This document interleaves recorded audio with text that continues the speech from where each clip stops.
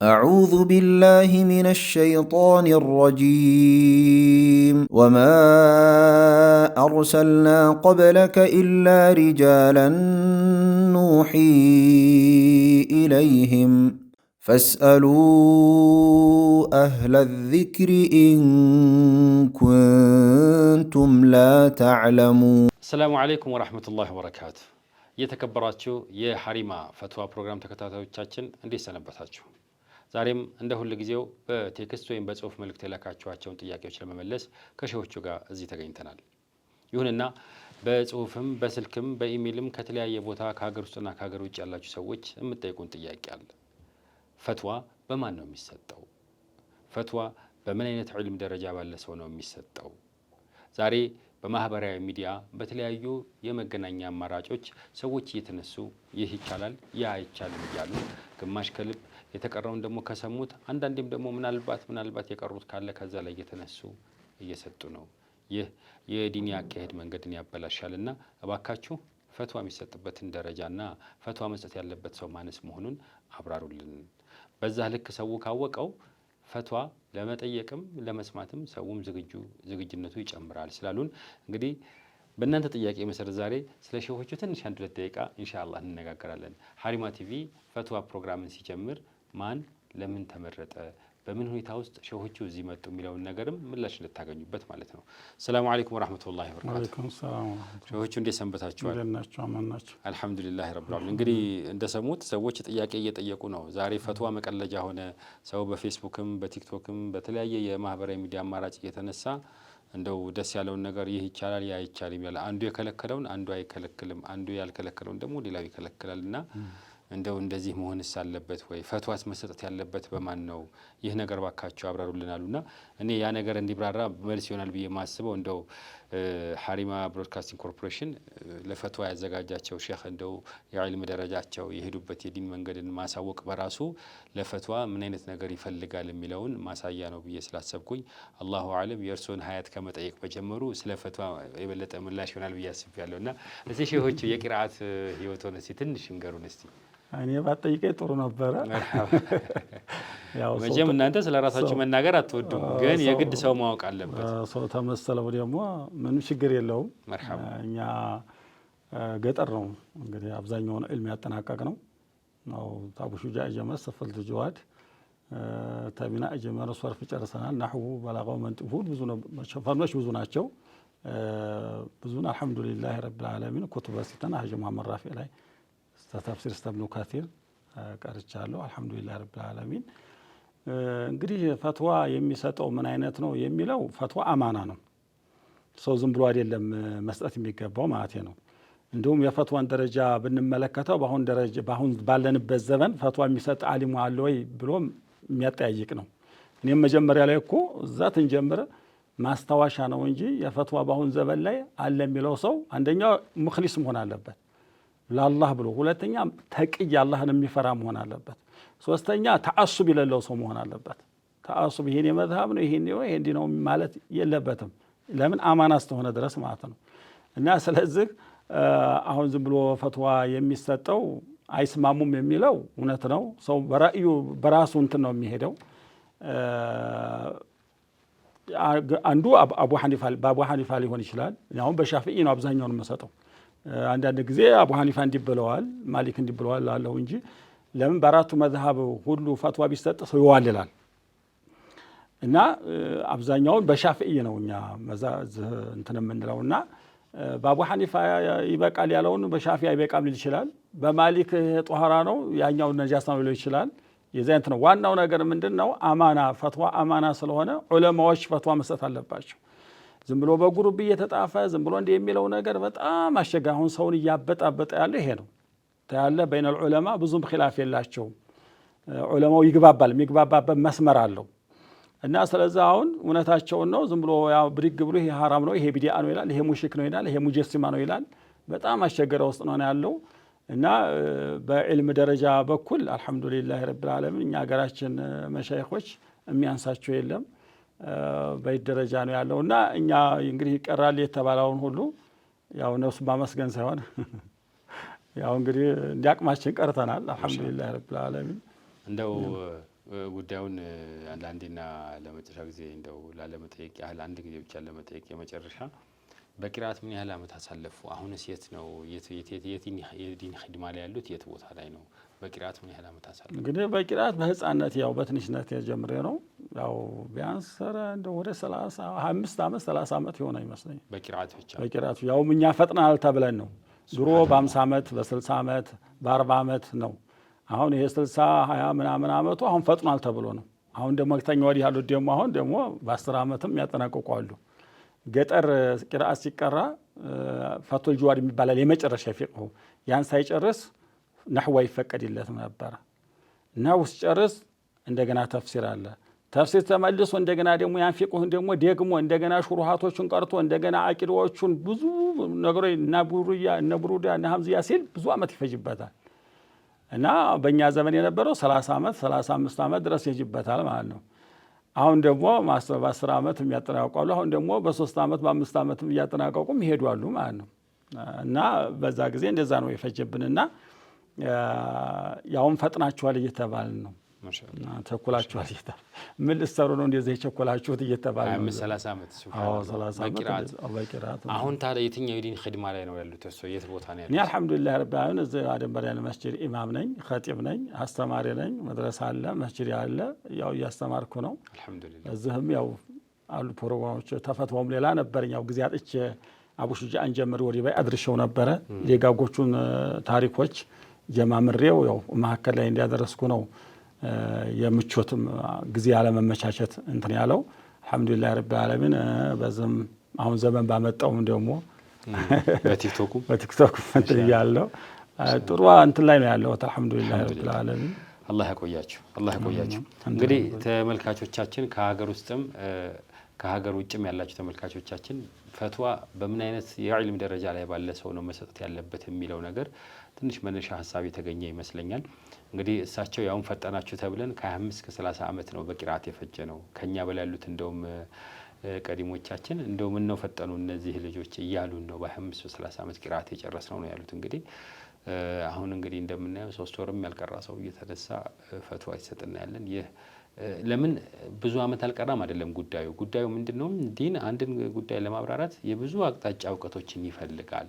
ምክንያቱም የዓለም ጉዳይ አይደለም የአኺራ ጉዳይ ነው እና ስተትን መጠንቀቅ ስለሚያስፈልግ የዑለማዎቹን አካሄድ የዑለማዎቹን ሲምባጥ በጣም መጠንቀቅ ስለሚያስፈልግ እንደው ብድግ ብሎ የነፍስያን ብቻ የሚያስገባ ከሆነ ዲን ነፍስያ አይደለም ስተት ነውና ከዛ አንፃር ፈትዋ የሚሰጡ ሰዎች በጣም ሊጠነቀቁ ይገባል።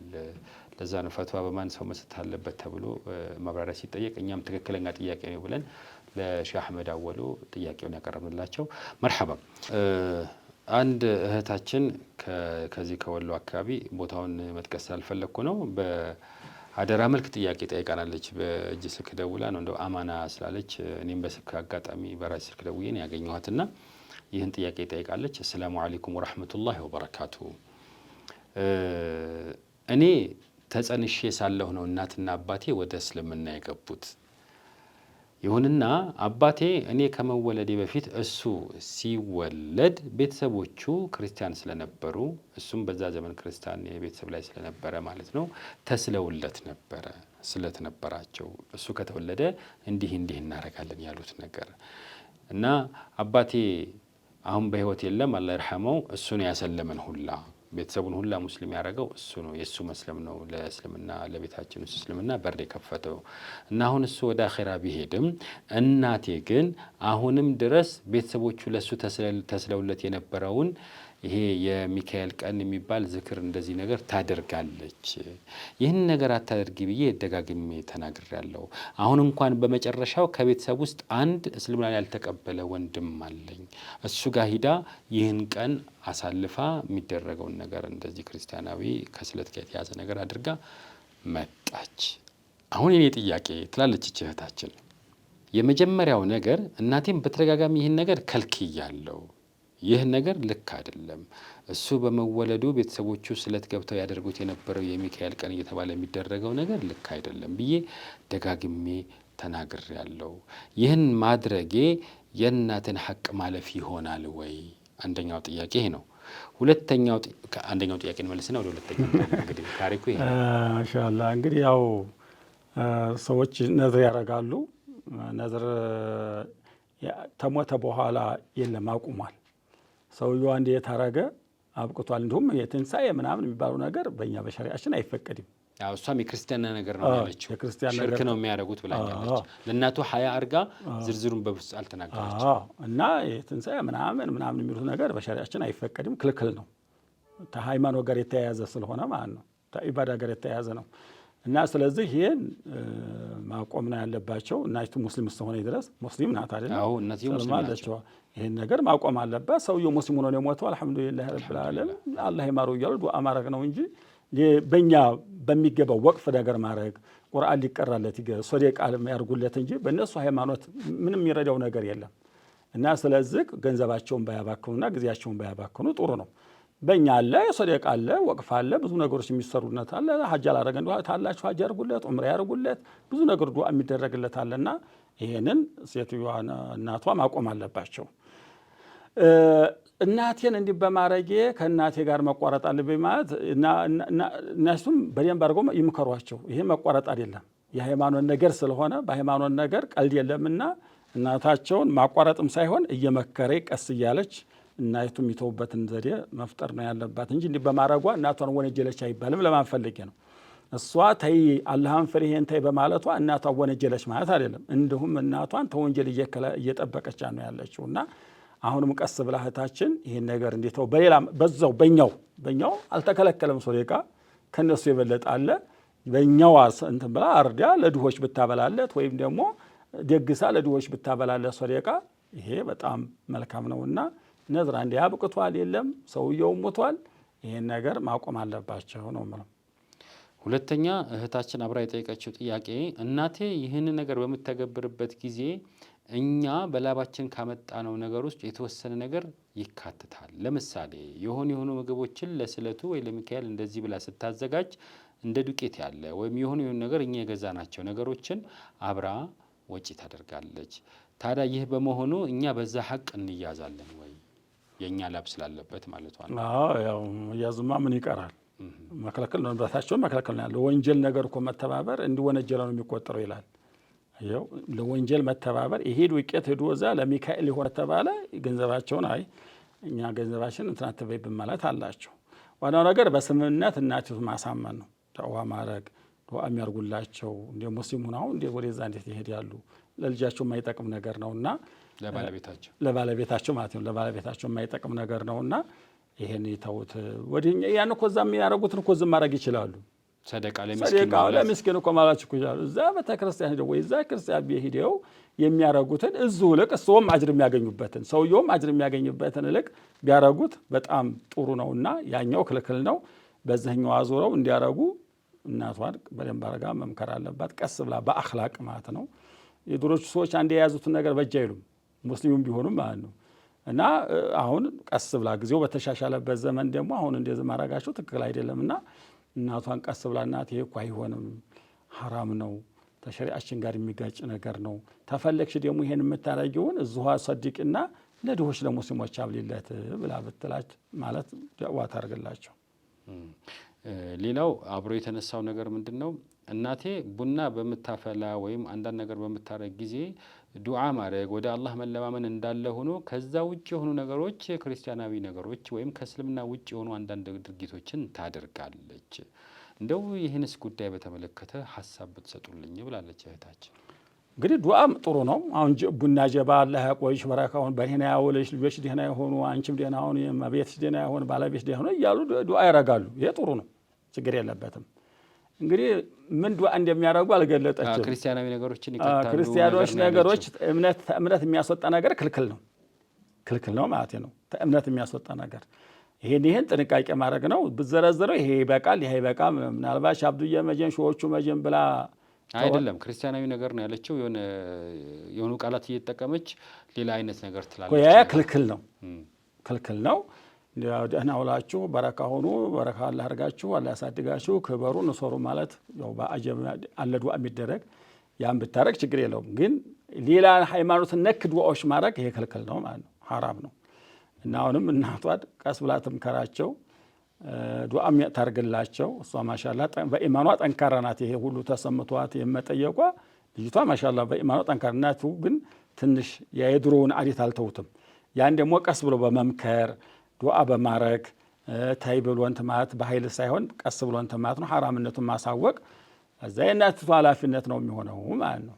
ገንዘባቸውን መከልከል አባታችን እኛ በዚህኛው እንሰድቃለን እንጂ በዛኛው አንሰድቅ ብለው መከልከል መብት አላቸው። ተሳቸውን ገንዘብ ማለት ነው። ግድ ስጪ ለዛ ለገብርኤል ለሚካኤል ስጪ ብሎ የሚያስገድድ ሸሪዓ የለም። አይ እኛ ለአባታችን ሰደቃ እንዲህ እናደርጋለን እዛም ወስጂውን እዚህ እናደርጋለን ብለው ገንዘባቸውን ከልክሎ በዛኛው ማድረግ ይችላሉ። ሌሎቹን የእምነት ነኮች ሸሪዓ የሚያወጣን ነገር ይከልክሏቸው። የማያውቁት ሆነ ያሳውቋቸው። መርሐባ። ከዚህ ጋር ተያይዞ የእሷ ጥያቄ ባይሆንም ሌላ ሰው የጠየቀኝ ጥያቄ ሌሎችንም ሰዎች ጭምር መልስ የሚሆን ነገር ይመስለኛል። ከዚህ በፊት በተደጋጋሚ ተመልሷል። አንድ ሰው በጣም አጽንኦት ሰጥቶ መንገድ ላይ አቁሞ እንደ አማና ነው ጥያቄውን የጠየቀኝ። አይ አሁን ይሄ የምጠይቀው ጥያቄ ከዚህ በፊት ተመልሷልና ዩቲዩብ ላይ ፈልገህ ይኸው ብለው እባክህ እኔ ላገኘው አልቻልኩም፣ መልስ እንዲሰጠኝ እፈልጋለሁ፣ መስማት እፈልጋለሁ፣ ጠይቅልኝ አለኝ። ምንድን ነበረ ጥያቄው?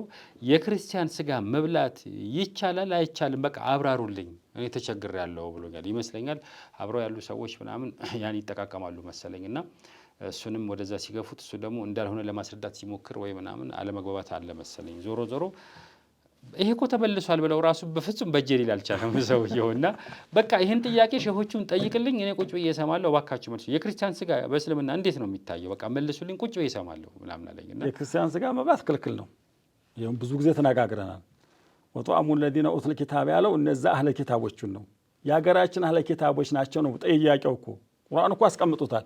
አህለል ኪታብ ተሆኑ አይሁዳና ነሷራ ተሆኑ አህለል ኪታብ ተሆኑ ሴቶቻቸውን ማግባት ስጋቸውን ያረዱትን መብላት ይቻላል ነው። ይሄ ምንም መብለት የለውም። ግን የሀገራችን ክርስቲያኖች አህለል ኪታቦች ናቸው ወይ ናቸው ይሉ ይችላሉ። እንጨት እየተገዟት ወሰንይ ነው የሚባሉት። ወሰንይ ማለት እንጨት አምላኪዎች ማለት ነው። እንጨት የሚያመልኩ ሰዎች እንዴት ብሎ ነው የእሳቸውን ስጋ መብላት? ይሄ እኮ ፍቆሆቹም ሁሉም ሐዲሱም አስቀምጦታል። መጁሳና ወሰንይ ያረዱት ነገር በክት ነው የሚለው፣ ሐራም ነው የሚለው። እና አንዳንዶቹ ዑለሞች ያው አህለል ኪታብ ናቸው ማነው ኢንጂል አላቸውና አህለል ኪታቦች ናቸው ያሩት ይበቃ ይላል። እኛ ደግሞ የምንለው ወሰንይ ናቸው ያገራችን ተሸክመው ይሄዱ እንጨት ተሸክመው መንገድ ዘግተው ምን ብለው አምላክ ነው እያሉ እያመለኩ እንዴት እነሱን እንትን ይባላል? ሁለተኛ እንዴ ይበቃል እንኳን ብንል እነሱ የኛን እየተጠየፉ አይደለም። የኛ እኮ ስጋ የነካውን በአመድ እኮ ነው የሚያጥቡት፣ በበርኪና በሁሉ ነው።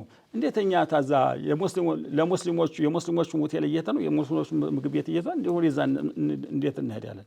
አይበቃም ነው ይበቃል የሚሉትም ደግሞ ለምንድን ነው እኛ ነገ ቤተክርስቲያን ለሚሰራበት ነገ እንትን ለሚል በገንዘባችን የምንሰጠው ለወንድማችንስ የምንሰጠው ምን አለ? ሙስሊም ጋር ሄደን ብንበላ እኮ ያ ሰው እኮ መስጂድ ሊሰራበት ይችላል፣ ድሃ ሊረዳበት ይችላል፣ ራሱ ሊያስተዳድርበት ይችላል። ለወንጀልስ መተባበር አይሆንም ወይ?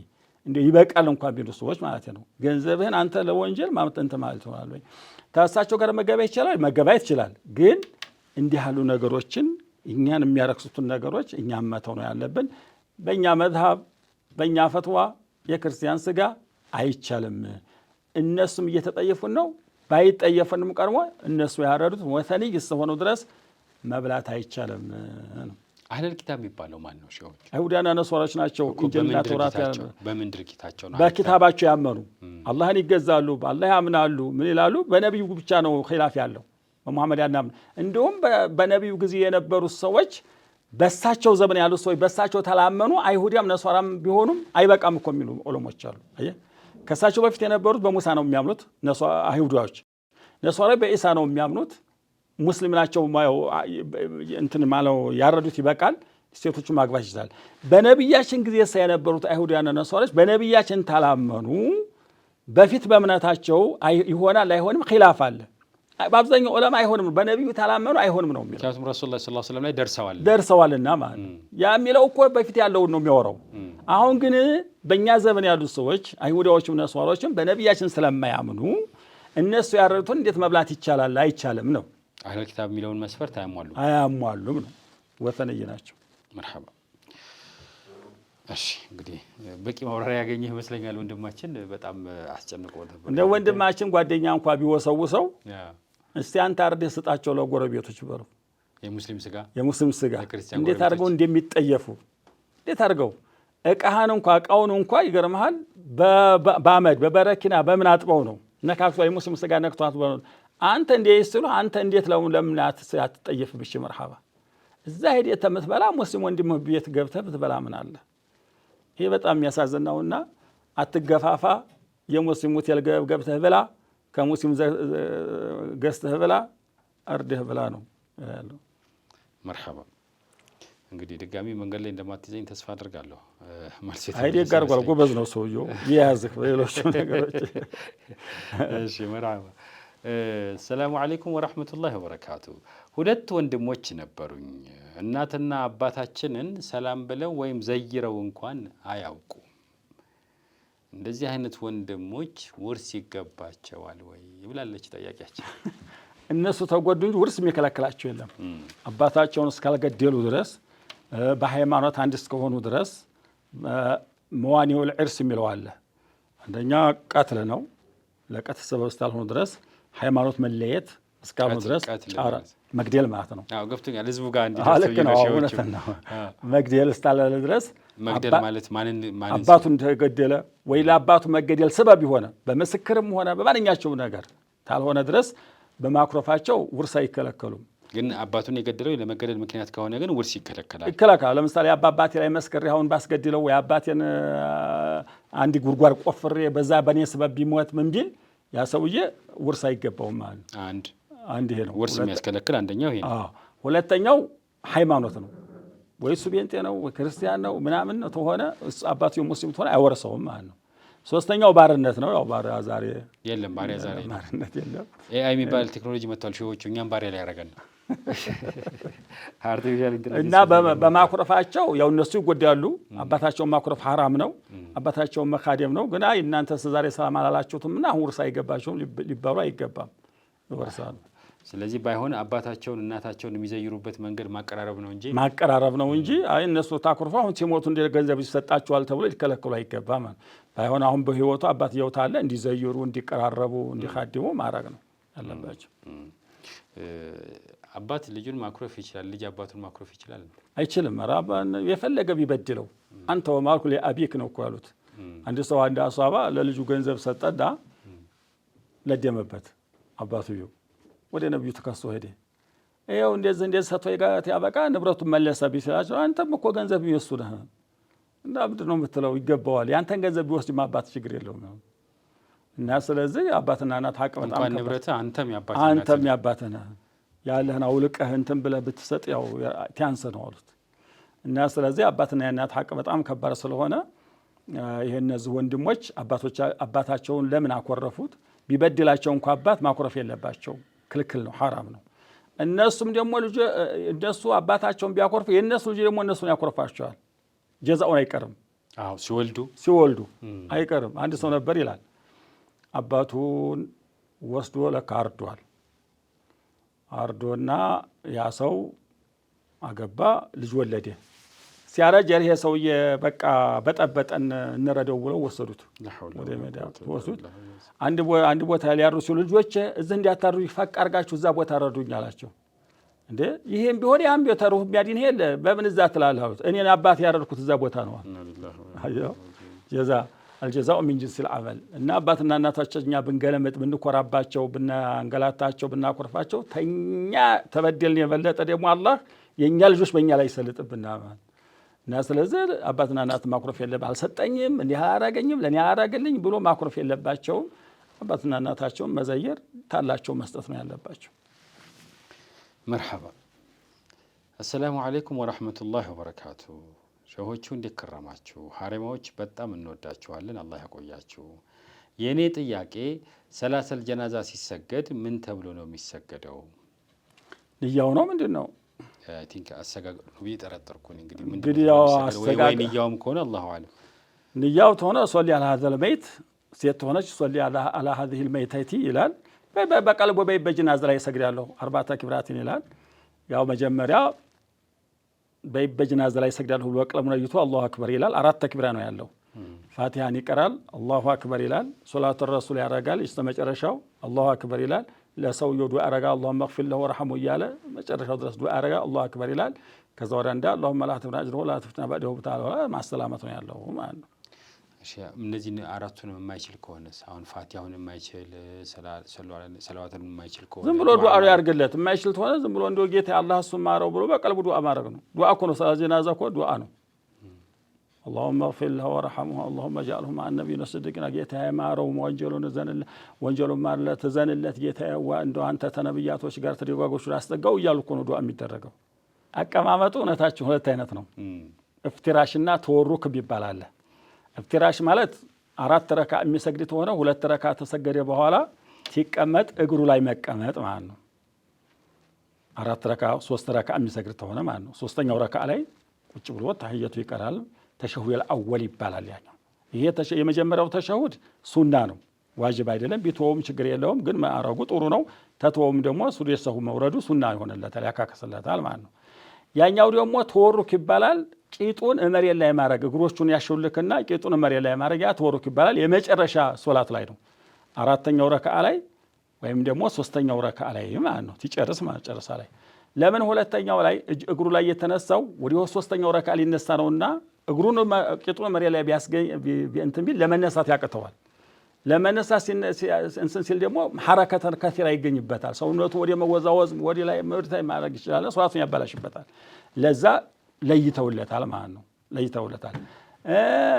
ተሸሁዶች ላይ ያሉ ዱዓው መጨረሻው ላይ የመጀመሪያው ተሸሁድ ያጠር ያለ ነው። اللهم صل على تحية وبركاته ብሎ ቀርቶ اللهم صل على محمد ብሎ ብሪግ ነው የሚለው። ከዛ ወዲያ እንደሚቀጥለው ነገር የለም። ለምን لانه مبني على التخفيف ቀላል ነውና የመጀመሪያው ማለት መጨረሻው ላይ ግን ተህየቱን ጨረሰ በኋላ ብዙ ዱዓዎች የሚያደርገው አለ። ብዙ ዱዓ በዛ ጊዜ ይረዝማል። ለዛ ነው እና የተለያዩበት ይሄ ነው። ዱዓ ተህየቱ ያው ነው፣ የመጀመሪያው መጨረሻው ያው ነው። ግን ዱዓ መጨረሻው ላይ መጨመር ይቻላል ማለት ነው። ባይሆን ኢማም ሆኖ በጣም ሰው ብዙ ሆኖ የእንትን ታላላ ቀለል ማድረግ አለበት። ረመዳን ላይ ማነው ረመዳን ተራዊህ ላይ ያለው ረመዳን 24 ስለሚሰገድ ቀለል እያደረጉ ነው የሚያደርጉት እንጂ ልዩነት የለውም። ያው ተኽፊፍ ቶሎ እንዲያልቅ ሰው እንዳይደክም ያቀሉታል እንጂ ዱዓውን አይቀጥሉበትም። ተሸሁድ እንደጨረሱ ያሰላምታሉ፣ ወደ ላይ ይቃናሉ፣ ቶሎ ያህረማሉ ማለት ነው። ለዛ ነው እንጂ የተለያየው ተሸሁዱ ልዩነት የለውም። ያቀማመጡ ከይፍያ ይሄ ነው፣ ሁለት አይነት ነው ማለት መርሐባ። ሰላሙ አለይኩም ወራህመቱላሂ ወበረካቱ። ወሃቢዮች ሰላም ሲሉን መመለስ እንዴት ይታያል ይላል። እባካችሁ በአላህ እንዴ እንፋካችሁ ይወጁብሃል። ሰላም ታሉ አሰላሙ አለይኩም ተላው አለይኩም ሰላም ማለት ይወጁብሃል። እሱ እንግዲህ ሰላሙ አለይኩም ብሎ አልመለስ ብሎት ወይ እንግዲህ ቀልቡ ተሰብሯል ይሁን አላሁ አለም። ግን አንዳንዶቹ አሰላም ኩስሏቸው ክንዲያቸውን ሰቅሰቅ አድርገው የሚሄዱ አሉ። መጀመሪያ ስለሚሉ አሉ። የእቲባር የለውም። ከሙስሊምነት ከእስልምና አንጻር አይደለም። ይሄ የሽፍትነት ነው። ሙስሊም አሰላሙ አለይኩም ወአለይኩም ሰላም ማንም ይሁን ሙስሊም ሆኖን ታወቅ ማንም ይሁን እና ስለዚህ ወሃቢያም ሆነ ኢኽዋንም ሆነ ሱፊያም ሆነ ታይቀደም እኮ ተናግሬያለሁ። ሱፊያውን ሰለፊያው የሚያከፍረው አለ፣ ደግሞ በሱፊያ ስም ደግሞ ወሃቢያውን የሚያከፍር አለ። ይሄ ትክክል አይደለም። ወደ ቂብላችን አንድ ነው። ወደ ቂብላ ሁሉም ሰው እየሰገደ ነው። ሶላት የምንሰግደው አንድ አይነት ነው። ቁርአን የምንቀረው አንድ አይነት ነው። የሚያለያየን የተለያየ በሲፋቶች ስለሆነ ይሄንን እኔ እንዴት እንደሚጠይቁ ለፈተና ነው እኮ የሚጠይቁት። ያው ነገ ጠለ መጻፍ ነው የወሃቢያ ተላላኪው እያሉና አይደለም እንዴ? ወሃቢያ ያላከፈረ ካፈረ በመሐከል የእውነት ቸግሮት የጠየቀም ሰው እኮ ሳናቅ እንደው ሐቁ እንዳይዘን ተብሎ ነው እንጂ ኧረ ችግር የለውም። እኛ የፈለገው ይጠይቅ እንመልሳለን። ምን ፈራበት ነገር የለም።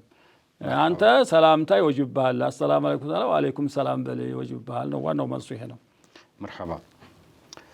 እንግዲህ ሸሆች ባለፈው እርሶ በሰጡት አስተያየት መሰረት በተቻለ መጠን ይህ ከኒካ ጋር የተያያዘ ጥያቄ ሰው በጣም ይጠይቃልና ቀነስ አድርጋችሁ ሌላ በዲን ጉዳይ ብዙ ሺህ የሚጠይቅ ነገር አለ፣ እዛ ላይ ጠይቁ ባላችሁት መሰረት የአብዛኞቹ የኒካዎችን ጥያቄዎች ወደ ጎን አድርገን ነው እስካሁን እየጠየቅን ያለ ነው። በመካከል ግን አልፎ አልፎ እንደዚህ አይነት ጥያቄዎችን ያው መቀላቀሉ ተገቢ ይመስለኛል። ለምን በጣም ብዙ ስለሆነ የኒካው ጥያቄ ልጆቿንም እሷንም በበቂ ሁኔታ የማያስተዳድር ሰው ደጋግማ ፍታኝ ስትለው እምቢ አላት። ተማራ ከሱ ርቃ መኖር ጀምራለች። ይህች ሴት ከሱ ርቃ በመኖሯ ሐቁ ይዛታል ወይ? እንግዲህ ዝም ብላ አይደለም መጥፋት ያለባት። ኒካ አለ፣ የሰው ኒካ አለ። የሰው ኒካ ይዛለች። እሷንም ሆነ ልጆቿን የማያስተዳድር ተሆነ እባክህ ስጠኝ ብለው እምቢ በሽምግልም በሁሉም ጠይቀው እምቢ ታለች፣ መፍትሄ እኮ አለው። ሸሪዓ ፍርድ ቤት ሄዳ መክሰስ ፈስኽ የሚባላል ኒካሁን ያበላሸዋል፣ ይፈታታል። እዲያውን ተጨረሰ በኋላ እንደፈለገ መሆን ትችላለች፣ ሌላ ማግባት ትችላለች፣ ርቃ መኖር ትችላለች። ግን የሰው ኒካህ ይዛ ርቃ መኖሩ ኒካህ አይወርድላትም። በመራቋ ኒካህ አይወርድላትም። ለማፈልጌ ነው፣ ማግባት አትችልም። ዋናው ነገር እምቢ ታለ ሸሪዓው ፈቅዶላታል። ሸሪዓ ፍርድ ቤት ሄዳ ከሳ ወይ እንዲሰጣ ማድረግ ነው ወይ ደግሞ እንዲፈታት ማድረግ ነው እንጂ የሰው ኒካህ ይዛ ብትጠፋ ምን ጥቅም አለው? አታገባማ በሰው ኒካህ ላይ አስቸጋሪ። እልቅ ኒካውን አስወርዳ ባል እንኳ ተመጣላ ደህና ባል ተመጣ ማግባት ትችላለች። እና ይሄን ባታረቅ ጥሩ ነው። መርሐባ። አሰላሙ አለይኩም ወራህመቱላሂ ወበረካቱ። ሰዎች ሩቃ ሲቀሩ በሲዲ ወይም በስልክ ከፍተው የሚሰሙት የሚቀራው ነገር በሸሪዓ እንዴት ነው የሚታየው? ችግር የለውም። ያው አያተል እንትኖች የጅና አለ፣ የሲህር አለ፣ የቡዲ አለ። እነሱም በሲዲ አድርገው እየቀሩ ቢያዳመጡ ምንም ችግር የለውም። በየቤታችን ነው በየቲቡ እየቀራ እያዳመጣ አይደለም ሰው። አሁን ሲዲስ ሹክር ማነው ሲዲስ ትለዋ መውረድ የለበትም እንጂ ቅጣጥ ብሎ ቢያዳመጠው በየመኪናው ሁላ ይኸው እየቀራ እያዳመጣ አይደለም እንዴ? ይሄ ችግር የለውም። ሸሪዓው የሚከለክለው ነገር የለም። ዋናው ግን እሱ ተማዳመጥ ሰውየው ዘንድ ሄዶ መቀራቱ ይበልጣል። ያ ሰውየው ጋር ማለት ነው። ይሄ ጃማሪያት ነው፣ የሰጡትን ነው እየቀራ ያለው። ያኛው ግን ሰው ነው፣ አላህን የፈራ ሊሆን ይችላል። የሚያላቅቃት ዋናው ትልቁ መሪያት ኦሪጂናሉ ያ ሰውየው የሚቀረው ነው። ቁርአኑ ሁሉም አንድ ነው። ግን እዚህ ስዱን ተምታዳምጥ እዛ ሀዲያ ቢቀራባት ይበልጣል እንጂ ማዳመጡ ምን ችግር የለውም። ተቋሩህ ያለው እንትን ነው ማለት ነው። ሌላው ከዚህ ጋር በተያያዘ አንዳንድ ቦታ ሩቃ የሚቀሩ ሰዎችን ጂኒ ሲያስለቅቁላቸው የነሱን ጂኒ ተክተው ነው ይባላል። ይህ ከሸሪዓ አንጻር እንዴት ይታያል? ይሄማ ኸያና ነው፣ ክልክል ነው። አንዱን አስለቁ አንዱን ማጋባት ሰውየውን ኸይነውታል ማለት ነው። ሐራም ነው፣ አታለውታል ማለት ነው። ይሄ ማታለል ነው። አቅም ታለው ታስለቀቀ ሁሉንም ማስለቀቅ ነው እንጂ ያለበት አንዱን አሰጥቶ አንዱን እየተካ ገንዘብ መቀበያ ማድረግ ይሄ ሐራም ነው። በአኺራ ይጠየቅበታል ማለት ነው። ለዚህ እኮ ነው አሁን ቀሪውም ተቀሪውም አላህን መፍራት አለበት የምንለው። የለዘን ነው ያ ምንም ነገር ሙኽሊስ ሆኖ ተቀራለት። ይሄኛውም ደግሞ እውነት ተቀበለው ጅን አያቀተም፣ ቡዲያም አያቀተም፣ ሲህርም አያቀተም። እንዲሁም ተሁሉም ይገርማል። አሁን የጅኖች በጣም ገር ነው። እኛ ሁነንም ነው። ሲህርም ገር ነው። እልቅ የሚያቀተው ቡዲያ ነው። የኢናስ የሚባለው ነገር እሱ በጣም ያታግላል። ለምን ሸዎች ሰውየውን ትንስላ ድረስ አይለቅልህም። በጣም ባይኑን ስላለው ማለት ነው። ይሄኛው በጸጉርህ በምናምን ነው። ይሄኛው ባይኑ ስለሆነ ያየህ በጣም ያዳግታል። ይለቀልኮ መልቀቁን ግን ተሶስቶቹ በጣም ጭራሽ የጅኑ በጣም ቀላል ነገር ነው። እኛ አህልባን ሆን ነው እንጂ ማለት ነው። እና አንድ ሰው አንዱን ያስለቅቅ ወይ ታባቷ ነገ ትመጣለች ብሎ ያንዱን አጋብቶ አንዱን ማረጉ ይሄ ሐራም ነው፣ ክልክል ነው ማለት ነው። እና ስለዚህ እነዚህ የሚያደርጉ ሰዎች ይሄን ታረጉ ሐራም ነው፣ ጠንቀቅ አለባቸው። አኺራን አላህን መፍራት አለባቸው። ሰላሙ አለይኩም ወራህመቱላሂ ወበረካቱ። ነስር ውዱ ያጠፋል ወይ? ያጠፋል የሚሉ ዑለሞች አሉ። አያጠፋም፣ ሰው አያጠፋም። ነስር ነጃሳ ነው፣ ቢነካን ይነጅሳል እንጂ ውዱን አያጠፋበትም ማለት ነው። ሰላሙ አለይኩም ወራህመቱላሂ ወበረካቱ። ሰዎች ከእህት ወይም ከወንድም ልጅ ጋር መጋባት ይቻላል ይላሉ። ከእህት ልጅ ጋር ወይም ከወንድም ልጅ ጋር መጋባት ይቻላል ወይ? ስራ ይቻላል። ይሄ የአጎት ልጅ ነው እንጂ የእህት ልጅና የወንድም ልጅማ ሐራም ነው። የራሱ ልጅ ማለት እኮ ነው። የራሱ ልጅ ማለት ነው። ይሄ ሐራም ነው። እንዴት አድርገው እንደሚነግሯቸው አይገባኝም። ምናልባት የአጎት ልጅና የአክስት ልጅ እህትን ብለው የሚጦሩ ሰዎች አሉ። ያመስሏቸው እንደሆነ እንጂ የሚያግባት የሚቻለው የአጎት ልጅና የአክስት ልጅ ነው። በአባትም ወገን ሆኖ የእናትም ወገን ሆኖ ማለት ነው። የወንድም ልጅማ የእህት ልጅ ያው ልጁ ማለት ነው፣ ክልክል ነው። መርሐባ። እኒህ ጠያቂያችን ደግሞ ምን ይላሉ? ሰላሙ አለይኩም ወራህመቱላህ። ካዕባን ያፈርሳል የተባለው ከሀበሻ ምድር ነው የሚመጣው የሚባለው ነገር ምን ያህል እውነት ነው? እንግዲህ ይባላል። ያው እንግዲህ ካዕባን ሀበሾች ያፈርሱታል። እልቅ እኔ የሚገርመኝ የነበረው እኛ ላይ ምን አላህ ጣለብን የሚል ነበር። በሐስ ታረግ የነበረው ወደፊት ሀበሾች ካዕባን ያፈርሱታል የሚል ሐዲስ አለ እና የአላህ እኛ እንደው በተዓለም እኛ እንዴት ናትንል በመጀመሪያ ሙከራ ተደርጎ ነበር። ሀበሾች ናቸው ካዕባን ለማፍረስ ሙከራ ያደረጉት። አለም ተረ ከይፈ ፈዐለ ረቡከ ቢአስሓቢል አባራ እዛ ነበርና እንዴት አላህ ይሄን ሁሉ እየከለከለ እኛ ጋር ሲደርስ እንዴት ይሆናል ሲባል የካዕባ ሁርመት ሲጠፋ ያገራላቸዋል ይላል። የካዕባ ሁርመት ሲጠፋ ማለት ነው፣ ክብሩ ሲነካ ማለት ነው። አሁን ጀምሮ አልፎቶ እየተለጠፉ ይነሱበታል፣ ምን ይሉበታል፣ ማልቀሱ ቀርቶ አሁን መዝናኛ ሆኗል። ያው ወደፊትም እኮ ነብዩ አለይሂ ሰላም ሐጅ ቢያደርገው ሰው ሀብታሙ ለመዝናኛ ዲያው ለመለመኛ ብለውታል። ያ ሙኽሊሶቹ ሙኽሊስ የሚያደርገው ናዲር ነው የሚሆነው እና ወደፊት እንደማንኛውም ድንጋይ እንደማንኛውም ቤት እንደማንኛውም መዝናኛ እንደማንኛውም ቅርስ አድርገው ስለሚይዙት በዛ ጊዜና አላህ ይከለክል እንትን ይለዋል ይላል፣ ሁርማው ይነሳል ይላል እንጂ እኮ ፊትም ጀምሮ ለማፍረስ የሞከሩ ሰዎች አሉ። ለማፍረስ ግን አላህ እያፈረሳቸው ከልክሎታል። በቃ አላህ ሰማይና በተፈጠረ ጀምሮ ሐራም አድርጎታል። አኺረት ዘባን ላይ ግን ሰው ሁርመቱን ክብሩን እየጣለው ሲመጣ እንደማንኛቸውም ቤት እንደማንኛውም ድንጋይ ሲያደርገው ሁርመቱ ይነሳል። ሀጀር አስወድም እኮ ይጠፋል ይላል እኮ ሀጀር አስወድ ይኸው ሰው የሚፋጅበት እሱም እኮ ይጠፋል ይላል አኺረት ዘባን ላይ። እና ስለዚህ ነው እንግዲህ ሀበሻ አይደለንም ሌሎች አሉ ዙሪያውን ያሉ ሀገሮች ሀበሻ ይባላልም ወላሂ አለም። እንግዲህ ሀበሻ ሲባል የግድ ኢትዮጵያ ማለት ላይሆን ይችላል። የጥቋቁር ሁላ ዙሪያውን ያለው እነሱም ሀበሻ ይባላሉ ይላል። እነዛም ሊሆኑ ይችላል ይላል። ይሄ ጥሩ መጽናኛ ነው። እንጥናና እንግዲህ ችግሩ መሞከራችን ነው። ከባድ ነገር ነው። እኔ ልቅ እንደው እንዲህ ሀበሻ ምንድነው እንዲህ ያረገብን ብዬ ካዕባንስ እንዴት ሊያፈርስ ይችላል የሀበሻ ሰው? እንደ አላህ ይሄን ሁሉ መልሷል፣ ይሄን ሁሉ ከልኮተል ኋላ እንደ ኪታብ አገኘሁኝ። በቃ ሁርመቱን ሲል አሁን እኮ የካዕባ ሁርመቱ እኮ በጣም እየተነካ ነው። ሰው እዛ ተለጥፎ ወርቃቱን እኮ ይነሳል። ጸጉራቸውን እንትን እያሉ አሁንም ጀምረዋል። ታየንዱ አንዳንድ ቪዲዮ ታያለህ። በጣም የሚያስገርም ነገር ያ ቢለቀስለት የነበረው ያ በጣም ቀልብን ስብር አድርገህ እንትን የምትለው አሁን እኮ ያ አሁን የለም። አሁን ደግሞ አሁን ሀጅ ሁለት አይነት መጥቷል። አሁን ቪአይፒ ነው ቪአይፒ የሚባል በጣም ደግሞ ወደፊትም ደግሞ ያ ነው አሁን የሚመጣው ወደፊት። አሁን የሰው ፍላጎት በቃ ለአኺራ እንጂ አንተ አሸዋ ላይ እየተኛ መንገድ ላይ አስፋልት ላይ እየተኛ ሐረም ተገባህ ምን አነሳ ነበር? አላሁ አክበር። አሁን እኮ ሰው አሁን ኃላፊው የመጅልሱ ኃላፊ ምን እንዲህ አረጉ ይባላል። ላ የሰው ፍላጎት ነው። ምን ያርገው? በፊት እኮ ሼሆቻችን 4 ወር 6 ወር ምናምን ተጉዘው እኮ ይገቡ ነበር እኮ አሸዋ ላይ ነበር የሚተኙት። ቀለብ ያለቀባቸው ስንት አልፏል። ያ ነው ሐጅ ማለት እንጂ አሁን ሆቴል መርጠህ ቦፌ መርጠህ ምን መኪና መርጠህ ምን የምታረገው ይቻላል። ሸሪዓውም የሚከለክለው የለም። ግን ምን ያህል ወደ እንትን እየዞረ ማለት ነው ወደ መዝናኛ እየዞረ መሆኑን በይታ ያውቀዋል።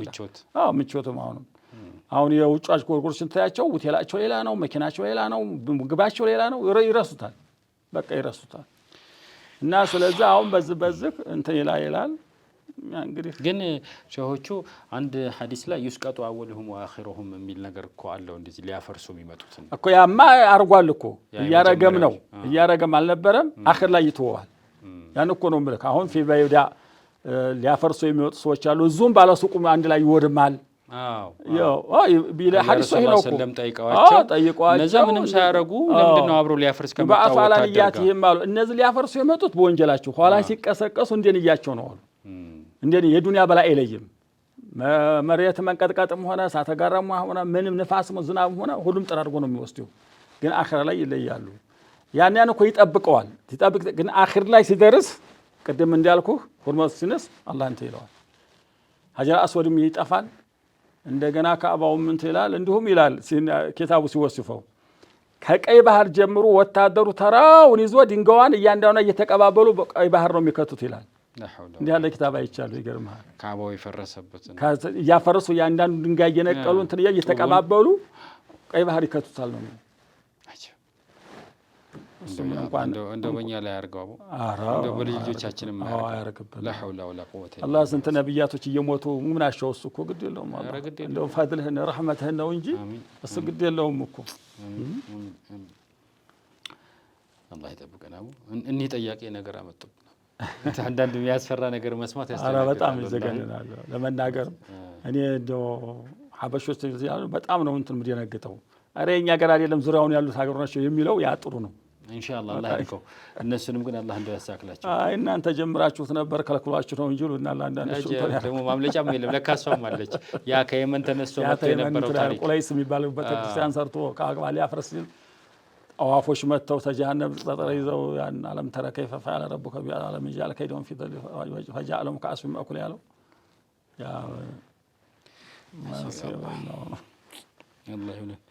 ሰላሙ አለይኩም ወራህመቱላሂ ወበረካቱ። ክርስቲያን ጓደኛ ነበረችኝ። በመቀራረብ የተነሳ እንደ ማንኛውም ሰው ብር እንበዳደር ነበረ። አሁን በመጨረሻ ግን ያበደርኳትን ብር ካደችኝ። እኔ ለአላህ ሰጥቼ አኼራ ላይ አገኛታለሁ ብል እውነት አኼራ ላይ እችን ክርስቲያን ሐቄን አላህ ይሰጠኛል ወይ ብላለች እህታችን። እንግዲህ ገንዘቧን መቼም አላህ አይተዋትም። አንድ ላይ እንገባለን ብላ አትሰብ። አው መቼ ሙስሊም እንግዲህ አላህ ሂዳያት አልሰጣት። ያችኛቱ ክርስቲያኖች እኛቱ ሙስሊም ናት። ገንዘቧን ግን ማንም ይቀማት፣ ክርስቲያንም ይሁን ማንም አይሁዳም ይሁን ሙስሊምም ይሁን ማንም ቢሆን ማህከመቱ ያላህ ፍርድ ቤት አለ። አላህ ነው የሚፈርደው። አይቀርላትም። በሷ ገንዘብ ትጠየቃለች ማለት ነው። ግን ያው ምን ታረገዋለህ? እሷም ጥፋተኛ ናት። ስንት ሙስሊም እህቶች እያሉ ስንት ኢማን ያላቸው እያሉ ከእነሱ ጋር ጓደኛ ማለት ሲገባት እዛ መሄዷ ስህተት ነው። መማር አለበት የኛ ሰው። ያው መቼም ማህበራዊ ህይወት መኗኗሩ ሁላችንም እኮ ይነካካናል። ሸራው የሚከለክለው የለም። እሱማ ሸራውማ የሚከለክለው ይከለክላል ብሎ ማሰብ ከባድ ነው። ባሌ ሰላት አይሰግድም፣ ሁሌም ይጠጋኛል። በየቀኑ ገላይን ስታጠብ ደግሞ እኔ ራሴን ያመኛል። ሁሌ ገላይን በታጠብ ቁጥር የራስ ህመም ይቀሰቀስብኛል። ሰላቴን እያቆራረጥኩኝ ነው፣ ምን ይሻለኛል ይላሉ። አይ እንግዲህ እሱ ጊዜ መስጠት አለበት። ሴትዮዋ የሚያማት ሆነ ጊዜ መስጠት አለበት። እሱም ሶላት መስገድ ያለበት። አንተ ታሪክ ሶላት ነህ ታባብለው እንደው ትምከረው፣ ዱዓም ታርግለት እምቢ ታለ አንተ ታሪክ ሶላት ነህ አንተ ጋር መተኛት አልፈልግም ማለት መብቷ አላት። ሐቋ አይዛትም። ታሪክ ሶላት ነው። ሰላት የሚያቋርጥ እንዲሁም እኮ ባዕዱ ዑለሞች እኮ ይከፍራል እኮ ነው የሚሉት። እኛ ግን በሻፊ መዝሀብ ለትክትና ለመርከም ዋጅብ መሆኑን አምኖበት ተው አይከፍርም ነው የሚለው። በዛ አይነት ነው እያየን ያለው ነው እንጂ መን ተረከ ሶላተ ሙተዓሚደን ፈሁወ ካፊር እኮ ይላሉ። ይገርማል። ፈቀር ከፈረ ይላሉ። በእውነት ከፈረ ይላሉ። እና ምንድነው ዋናው ነገር ሁልጊዜ የሚጠጋት ተሆነ እባክህ ራሴን ያመኛል የማዕዙር ነኝ ጊዜ ስጠኝ እያለች እሱንም እየመከረች እንትን ማለት ነው። ስለዚህ ለዲን ያላት እንትን ነው የሚቀድመው ሶላቱ ነው እንጂ ሶላትን የሚያስተዋቀድር ተሆነማ እሱን እንትን ማለት አለባት። መከልከል ወንጀል አይሆንባትም ማለት ነው። እንግዲህ ጠያቂያችን እንደጠየቁት ባል ይህን ፈትዋ ፕሮግራም የሚሰማ ከሆነ ሚስቱንም የሚወድ ከሆነ ሰላቱ ላይ በርታ። ሶላትን ስገድ፣ ባለቤትህን ያዝ በደንብ አድርገህ። ሁለተኛ ደግሞ ወደ አላህ በደንብ ተጠጋ። ሁሉም ይገራል እንጂ ከአንተ አልፋውን ሚስትህንም እያስቸገርክ ነው እኮ። ኧረ በጣም እንጂ አንዳንድ ወንድ ልጅ አስቸጋሪ አለ። ሶላት አይሰግድ ምን አይል እዛኛው ላይ ብቻ ነው የሚያተኩረው። በጣም እሷ ደግሞ አላህን ትፈራ ላይ ሶላት ሰግዳለች ምን ትላለች፣ በጣም ይሰቃያሉ። እና ይሄ መሆን የለበትም። ሁላቸውም ሶላት መስገድ ያለባቸው። እሷም እኮ ሶላት ባሰግድ እኮ እሱም እንደዚሁ እኮ ማድረግ አለው። እሷም የሚሰግድ ሆኖ ሶላት ማሰግድ ተሆነች ማለት ነው። ያው እንደዛ ነው ሁክሙ። ስለዚህ አላህን መፍራት አለበት እሱ። ሶላትን ስገድ፣ ባለቤትም ደግሞ በምችለው ቀድር ነው እንጂ በማችለው ነገር ሁልጊዜ እያልካት ራሷን የሚያማትና ሶላት የሚያስተዋቅ ቀድር ተሆነ ወንጀሉ ባንተ ላይ ነው የሚሆነው። እሷም ደግሞ እሺ ብላ እንትን ማለት የለባትም። ሶላትን የሚያስተዋቅ ቀድር ተሆነ ማለት ነው። ያው ሰላቱ ይቀድማል። ሶላቱ ነው የሚቀድመው። በዛ ነው እንጂ ከለክሪው ማለት አይደለም። እንደውም ይሄን ሰፋ መርሐባ። ሰላሙ አለይኩም ወራህመቱላሂ ወበረካቱ። አገሩን ጠቅሳለች። እንትና ሀገር በነበርኩ ጊዜ ከ3 እስከ 5 ቀን ጾም አፍርሻለሁ። ይህ ታሪክ የሆነው ከ14 ዓመት በፊት ነበረ እና አሁን ምን ላድርግ ትላለች ተጠያቂ። እርሚዋ ነው ምንድን ነው? ከ3 እስከ 5 የሚጠጋ ቀን ጾም ሳልጾም በረመዳን አጥፍቻለሁ። ይሄ ታሪኩ ደግሞ 15 ዓመት ይሄ ታሪክ ካለፈ አሁን 14 ዓመት ሆኖታል። ቀዷ መውጣት ነው ያለባት። ቀዷና ለዛች ለ5 ቀኗ የዛን ከፈራም አለባት ማለት ነው። ለማውጣት ባዕዱ ዑለሞች ተበዛ የለም ይላል። ዋናው ቀዷውን ታውጣው 14 ዓመት ይሁን 15 ዓመት 20 ዓመትም ይሁን 30 ዓመትም ተባለገች በኋላ የተወችውን ሶላት ማን ነው የሶላቸውን ጾም ያችን 5 ቀኗን ቀዷ ማውጣት አለባት። መርሐባ። አሰላሙ አለይኩም ወራህመቱላሂ ወበረካቱ። ከባለቤቴ ጋር በፍጹም ግንኙነት የማድረግ ፍላጎት የለኝም። ይህ ከእስልምና መንገድ ያወጣኛል ወይ? እንግዲህ ስሜት ተለላት ያው መጀመሪያ ለምን አገባሽ ነው። አገባች በኋላም ተተፈጠረ ይሄ ነገር ባልየውን እንግዲህ መፍቀር ነው እንዲያገባ ሌላ ሴት እንዲያገባ እሱም እንዳይታበስ ማለት ነው። እንግዲህ ስሜት ተለላት እህታችን መሸገር የለባትም። እኔ አሁን ስሜት የለኝም አውፍ ብዬልሃለሁ ብትለውም ባትለውም ሸሪዓው የሚፈቅድ ብቻ እሱም መቃወም የለባትም። እሷን ፈርቶ ደግሞ እሱ ወደ ሌላ ነገር እንዳይሄድ ወደ ዝሙት እንዳይሄድ ሌላ ሴት እንዲያገባ ትፍቀድለት እና ግድ ስሜት አንጭ ተብላ እንትን አትባልም። አለዛ ዝም ብሎ ራሱ ግንኙነት ያደርግ ራሱ እንትን ሲል ያው ምን ልበል እንግዲህ አማርኛው ምን ልበለው? አይ እንግዲህ ተፈጥሮ ውስጥ ከሌለ መቼም ተፈጥሮ ተላላ ወይ ራሱ ዝም ብሎ ግንኙነት ያደርግና እሷኑ ሲጨርስ እንትን ይባል።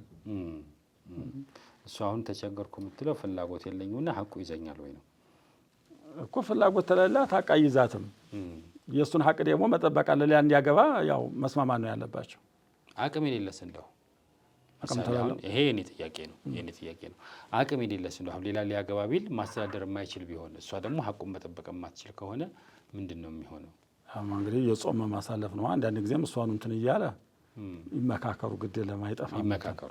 መርሐባ እሺ ለምንችን ተከትሎ ደግሞ ያቺ ጥያቄ ትመጣለች ብዬ ስላሰብኩኝ ነው። እሺ መርሐባ ሰላሙ አለይኩም ወራህመቱላሂ ወበረካቱ። በተደጋጋሚ ሰዎች ወደ አኺራ ሲሄዱ በአካባቢያችን ጀናዛ የሚያጥብ ሰው እንቸገራለን። አንደኛ ጀናዛ ማጠብ ያለበት ማን ነው?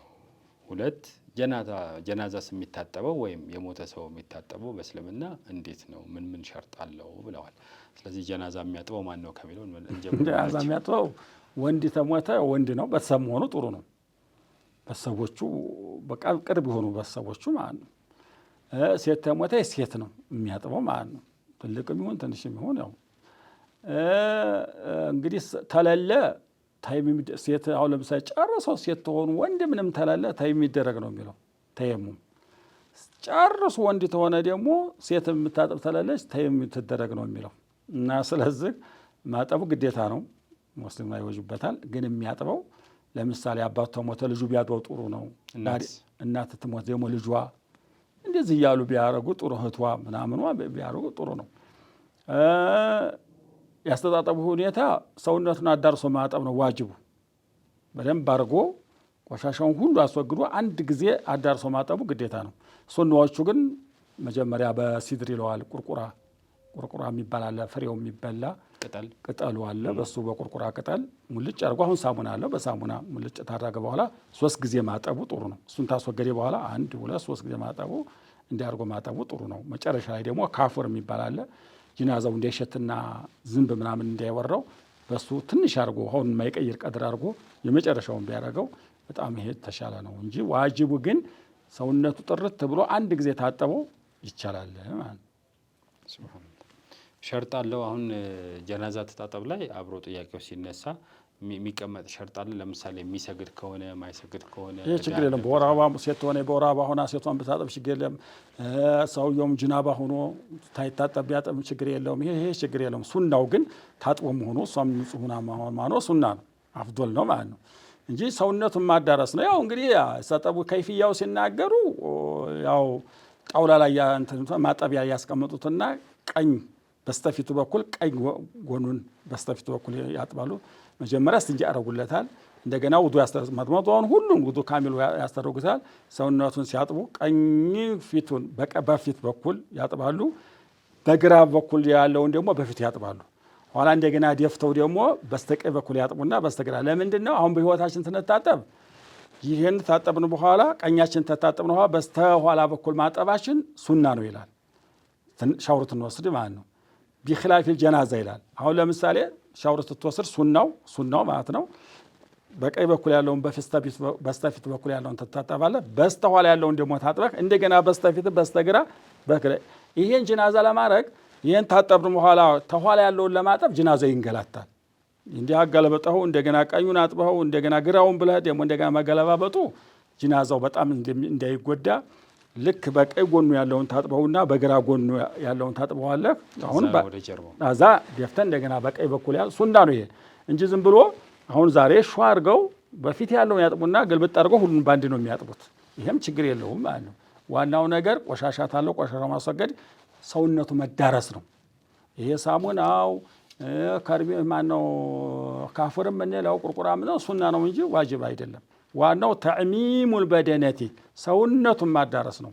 ይሄን እንቱን ታስወገድክ በኋላ ቆሻሻ ምናምን ታለበት ታስወገድክ በኋላ አንድ ጊዜ ፏርገህ ታጠብከው ይበቃል። ግን እንደዚህ ሶስት ማጠቡ ይሄ አፍዶል ነው ማለት ነው።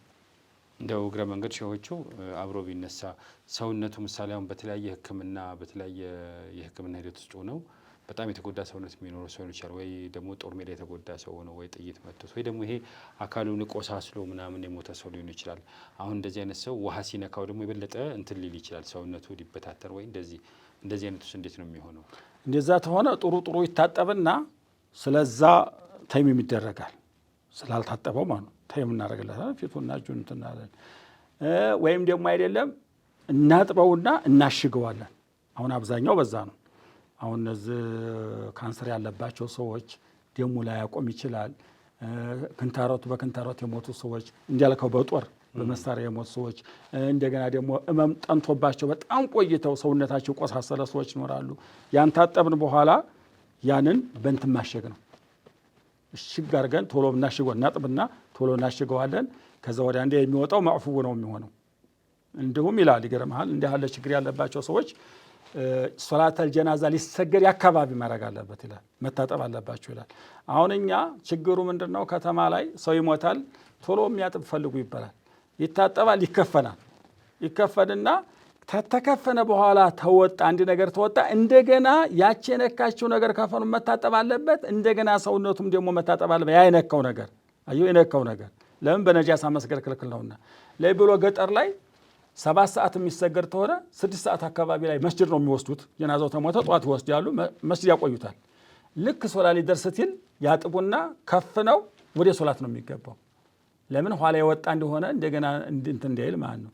እኛ ግን ማታም ሞተ ሌትም ሞተ ለታጥቦ ይከፈናል። ምን እንዲወጣም አናቅም። ቢወጣም ምንድነው የሚያቀለም ሰግዶ ዝም ብሎ እንትን ይላል። ያ በጣም አስቸጋሪ ነው። እዚህ ላይ ጥንቃቄ ማድረግ ነው። እንደው አስቸጋሪ ነው። ያው መቼም እዚህ ከተማ ማሻአላህ የሚታሰር ነገር አለ መሰለኝ፣ እሱን ያስሩታል እንጂ እንደዛ እንትን የሚሉት ነገር አለ እንጂ አስቸጋሪ እና እንዲያልከውም ያ መታሸግ አለበት። ያ ይታሸጋል። ተታሸገ ወዲያ አንዳ እንትን ማለት ነው። በጣም እንትን የሚል ተሆነ ችግር የለው ማዕፉው ነው የሚሆነው።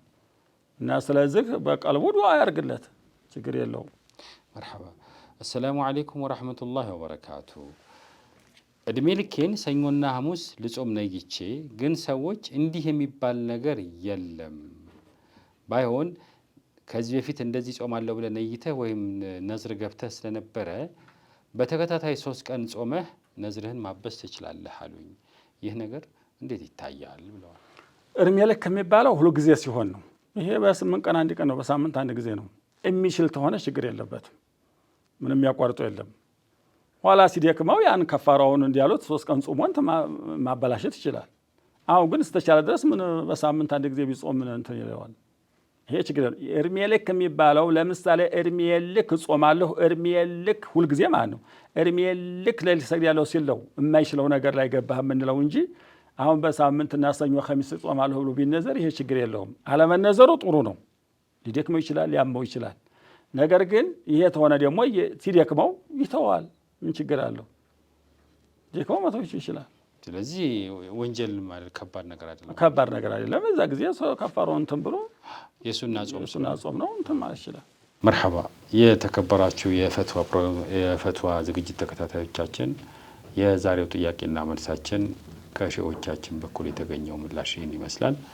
በቀጣይ እስክንገናኝ ድረስ እዚህ ዝግጅቱ እየተላለፈ ከስር በሚታየው ስልክ ቁጥር በጽሁፍ መልእክት ከዲን ጋር በተያያዘ ቢመለስልኝ የምትሏቸውን ጥያቄዎች በሚገባን መልኩ ግልጽ አድርጋችሁ የጻፋችሁ ብትጠይቁን ምላሹን ወደ እናንተ መልሰን እናደርሳለን።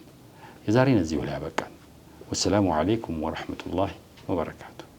أعوذ بالله من الشيطان الرجيم وما أرسلنا قبلك إلا رجالا نوحي إليهم فاسألوا أهل الذكر إن كنتم لا تعلمون